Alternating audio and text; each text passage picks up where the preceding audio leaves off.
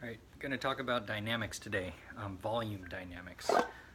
This has to do with how hard you hit the strings to emote while you're playing. So rather than just completely play in the same volume all the way through a song, where it just creates a lot of noise, if you kind of lay back on striking the strings or strumming the strings with a certain amount of force, it gives the song a different kind of feel.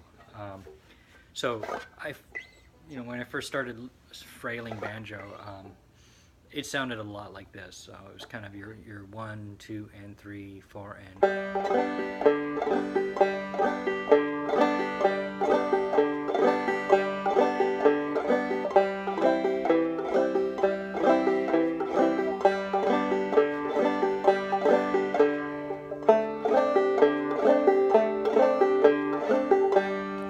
that was a problem, especially if you started to play fast.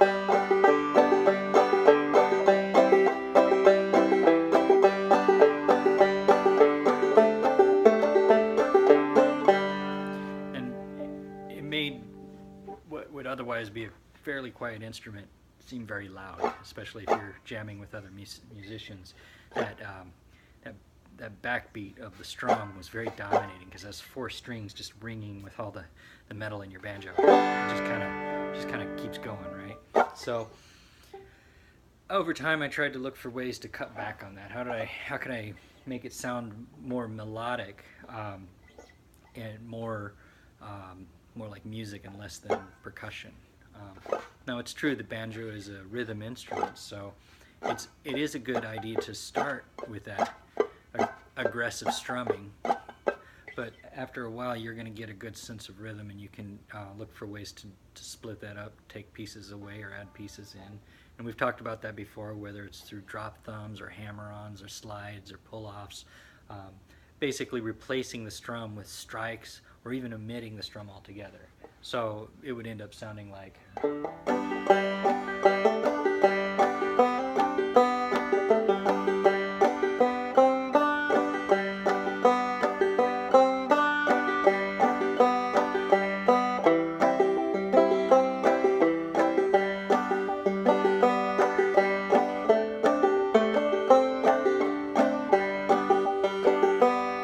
But even then, when you strum, it's still very dominating, especially if you're playing a lot of the songs that are really, whether it's open tune and you're just kind of playing a melody, it can be too dominating because it sounds like you're playing really on only one chord. Well, the way to get around that is to practice how hard you hit the string. So you can hit it normal, or you can kind of brush lightly. You can also just strike a few strings. So with your basic frailing strum, you can alternate it like this.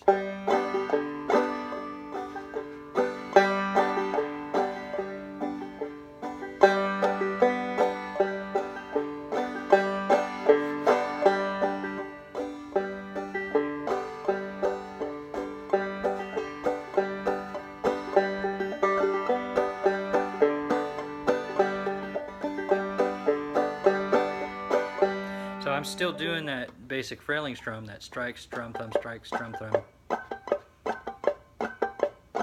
But that strum is less dominating. And then I'll interrupt it with a little bit of a drop thumb to add more melody, so I'm not even strumming during those measures. So for me, the exercise has always been, how can I strum less but keep that rhythm? But the rhythm was always there, right? So I could always just go full drop thumb, like a lot of the tabs you see are going to be just.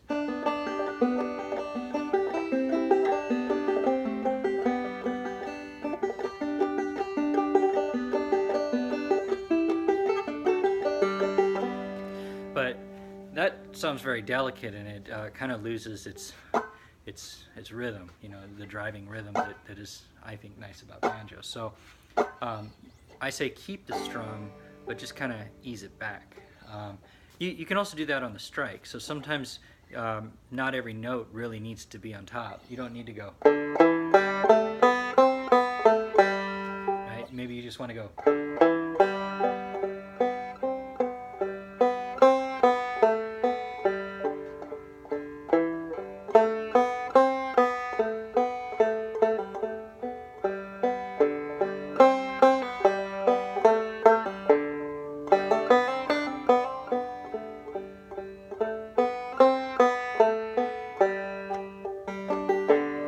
Also, when you do a drop thumb, I think naturally the flesh of your thumb is going to create probably the same note if you had struck it with your middle finger, except because it's got the fleshy pad, it's going to be a little bit muted. So maybe you go.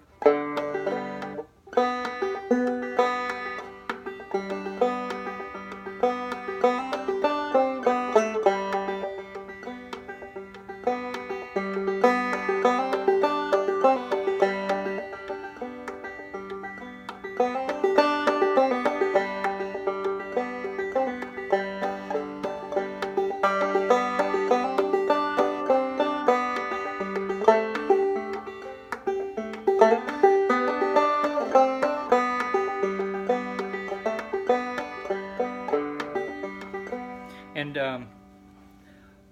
if you're trying to figure out what notes should be louder than the other notes, well, basically if you can hum a song and hum the tune of a song, and maybe the song is kind of like,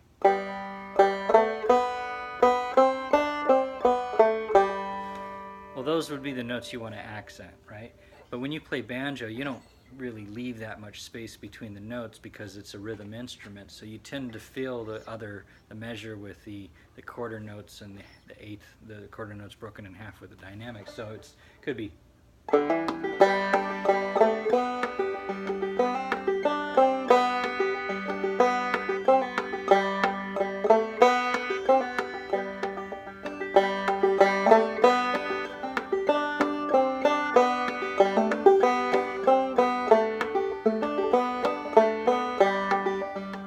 and then without the filler notes, it might again just sound like this.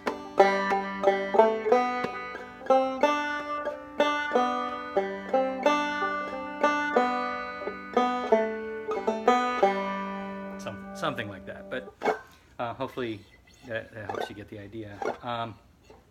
But regardless of whether it's a hammer-on or a slide or a drop-down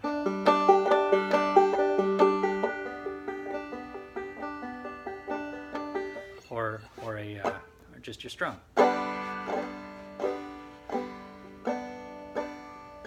Maybe on your strum you just target the last couple of strings.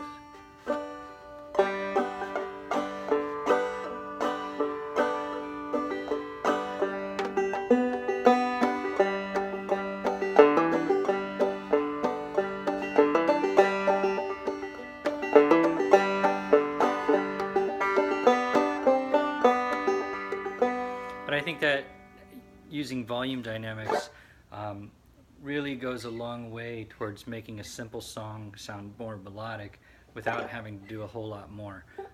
It's not something that happens overnight. It takes a lot of practice and experimenting. And the concept, it's one of those simple concepts that take a lot of practice.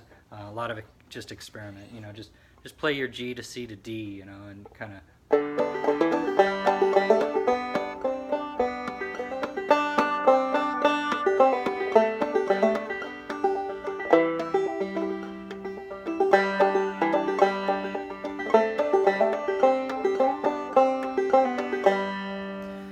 I think that sounds a lot nicer than. And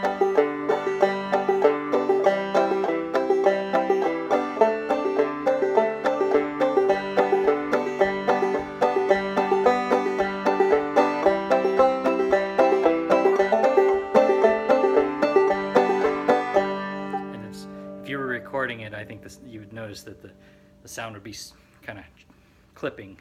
Maybe the volume would be a little too much, whereas just subtle.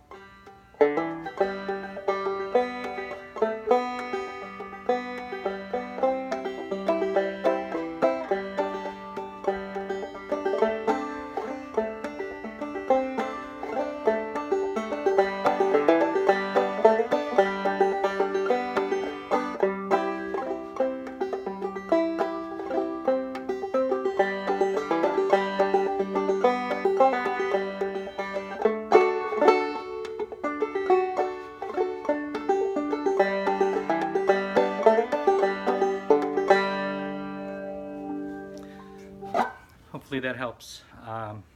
Let me know if you have any other banjo related questions. I'm kind of learning along with you guys, so I'm no expert, but sharing what I know helps me get better. So any questions you've got it's good for me as well, so I appreciate it. Thanks.